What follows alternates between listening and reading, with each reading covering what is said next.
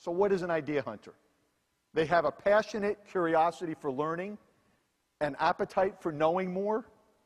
They search in all sorts of different places for new ideas.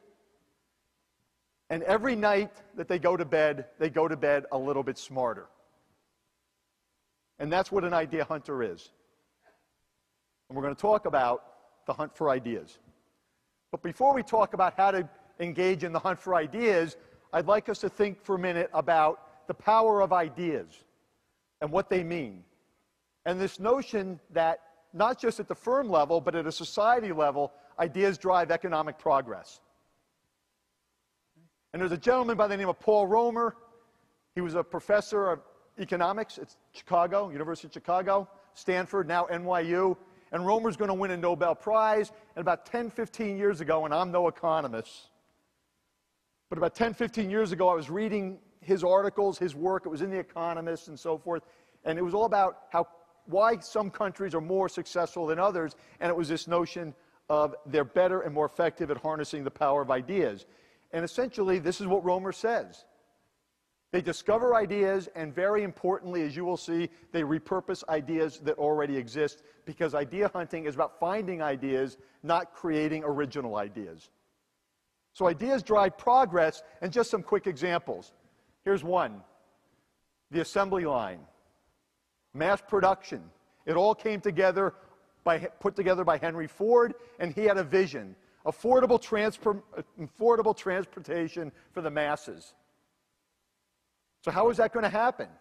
Well, interchangeable parts, et cetera, et cetera. He harnessed a bunch of existing ideas, but he needed some new ones. And one of the key new ones that he came up with was the notion of the movement of the cars down the assembly line. Where did he get that particular idea? He was visiting meat packaging plants and meat preparation plants in Chicago. What was happening in those plants? Huge carcasses of beef were being moved down the line, and they were being disassembled into the beef that we eat. And Ford saw that and said, wait a minute, if you can move very heavy carcasses of beef, I can move automobiles down an assembly line. So the disassembly of those carcasses of beef led to one of the key ingredients for creating the assembly line.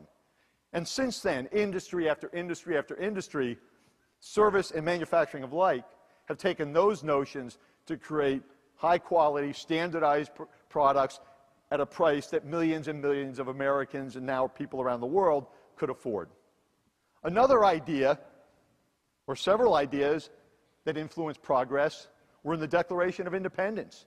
We hold these truths to be self-evident.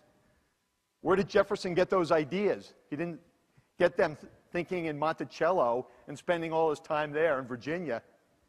He got his ideas by spending time in Europe, in the Netherlands, in France. He came back with those ideas. He created this document which embodies those ideas. That document affects all of us and the aspirations that we have, and has affected societies around the world. McDonald's. It was the 1950s, massive mobility, post-World War, highways being built, families going on vacation. Kroc said, what if I can have bathrooms and clean bathrooms around the highways of America? What can I serve? What can I do to make money? He came up with the idea of McDonald's.